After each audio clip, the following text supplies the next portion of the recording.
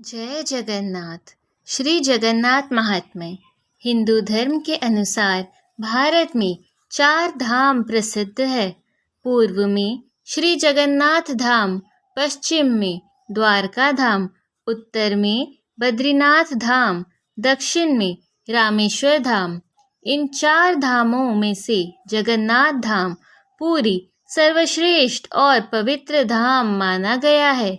पुराण में वर्णित है कि नारायण श्री विष्णु बद्रीनाथ धाम में तपस्या करते हैं, रामेश्वर धाम में स्नान करते हैं, श्री जगन्नाथ धाम या पुरुषोत्तम क्षेत्र में अन्न भोग ग्रहण करते हैं और द्वारका धाम में शयन करते हैं। इस पुस्तक में सर्वश्रेष्ठ धाम जगन्नाथ धाम में पृथ्वी प्रसिद्ध देवता श्री श्री जगन्नाथ जी के महात्म्य कथा सचित्र वर्णन की गई है। पुरी की स्थिति और विविध धाम। यह तीर्थ उड़ीसा राज्य पुरी जिले समुद्र तट पर बसा हुआ है और सुप्रसिद्ध दक्षिण पूर्व रेलवे स्टेशन भी है। खुर्दा रोड जंक्शन से एक ब्रांच लाइन पुरी की ओर गई है। स्टेशन से तीर्थ स्थान लगभग 2 मील की दूरी पर है। कटक से लगभग 90 किलोमीटर और भुवनेश्वर से 60 किलोमीटर की दूरी पर पुरी शहर अवस्थित है। इस शहर के बीचों बीच महाप्रभु श्री जगन्नाथ जी के श्री मंदिर अवस्थित है। पुरी के विविध धाम हैं, जैसे जगन्नाथ धाम, नीलाचल धाम, शंख क्षेत्र, पुरुषोत्तम क्षेत्र, जमनिक तीर्थ, श्री क्षेत्र, मर्त्य बैकुंठ, उच्चिष्ट क्षेत्र, उड़ियान पीठ, कुलस्थली, भौम क्षेत्र आदि। विग्रह की उत्पत्ति। श्री पुरुषोत्तम दारू रूप धारण करने के संबंध में हिंदी महाभारत के ओडिसा रूपांतंग में शारला दास एक सुंदर उपाख्यान का वर्णन किए हैं। इसके अनुसार द्वापर युग में अंत में भगवान श्री कृष्ण जारासबर के बाण से शरीर त्याग किए एवं पांडव पुत्र अर्जुन उसी शरीर को अग्नि में दाह किए थे। समस्त शरीर जल जाने पर भी भगवान के नाभि कमल को अग्निदेव जला नहीं पाए। इस अर्ध दग्ध शरीरांश को समुद्र जल में विसर्जन कर दिया गया। वही अर्ध दग्ध पिंड एक विराट ज्योति बनकर तैरने लगा। पुरी जिला ब्रह्मगिरी स्थान पर पूर्व दिशा में सबरों का वास भूमि था। उसी जगह पर एक दिन सबर राजा विश्वासवसु समुद्र किनारे पर जाते समय एक चमकती ज्योति को देखकर आश्चर्य हो गया था।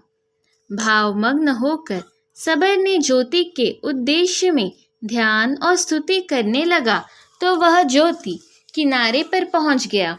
विश्वासवसु उस परम विग्रह को लेकर नीलकंदर की पहाड़ गुफा में पूजा अर्चना करने लगा। मालव देश का राजा इंद्रधूम्न विष्णु पूजा में आकृष्ट होकर विष्णु प्रतिमा की खोज में अपनी दूतों को चारों ओर भेज दिए थे, परंतु 3 दिशाओं से विष्णु प्रतिमा न पाकर दूतों ने लौट आए। परंतु पूर्व दिशा में गए ब्राह्मण दूत विद्यापति चलते चलते सबर गांव में पहुंचे थे। सबर राजा विश्वासवसु की अनुपस्थिति का कारण उनके कन्या ललिता ने नवागत अतिथि का आदर सत्कार भी किया था। उसके बाद विश्वासवसु के अनुरोध से विद्यापति वहां कुछ दिन ठहरे थे। सब दिन विश्वासवसु सवेरे उठकर जंगल को जाते थे और शाम तक को लौट आते थे। एक दिन विद्यापति ललिता को पूछा, सवेरे से शाम तक तुम्हारे पिताजी कहाँ जाते हैं? उत्तर में ललिता ने कहा कि पिताजी जंगल में नील माधव जी की पूजा के लिए जाते हैं। इसे सुनकर विद्यापति अपने मन में सोचा था कि यह वही विष्णु प्रतिमा होगी। यह सोचकर नील माधव जी को दर्शन के लिए ललिता से पूछा तो ललिता ने कहा कि पिताजी किसी को नील माधव को दर्शन नहीं कराते। इस तरह कुछ दिन बीतने के बाद विद्यापति ने सोचा कि अगर मैं ललिता से शादी कर लूँगा तब जाके मैं नील माधव को दर्शन कर पाऊँगा। इस मतलब से वह ललिता से प्रेम करके शादी का प्रस्ताव रखा था। ललिता अपने पिताजी को विद्यापति के साथ शादी करने की बात की थी, क्योंकि ललिता विश्वासवसु का एकलौती कन्या थी। इसलिए कन्या की अभिलाष पूरी करने के लिए विद्यापति से विवाह कर दिए गए। विवाह के कुछ दिन पश्चात विद्यापति ललिता को नील माधव जी की दर्शन करने के लिए मांग की। जब ललिता ये प्रस्ताव लेकर अपने पिताजी से कहा तो वे पहले साफ इनकार कर दिए थे, परंतु बाद में अपनी इकलौती बेटी को हट से एक शर्त पर राजी हो गए थे। शर्त यह थी कि उनको दर्शन तो करा देंगे, लेकिन रास्ता नहीं दिखाएंगे।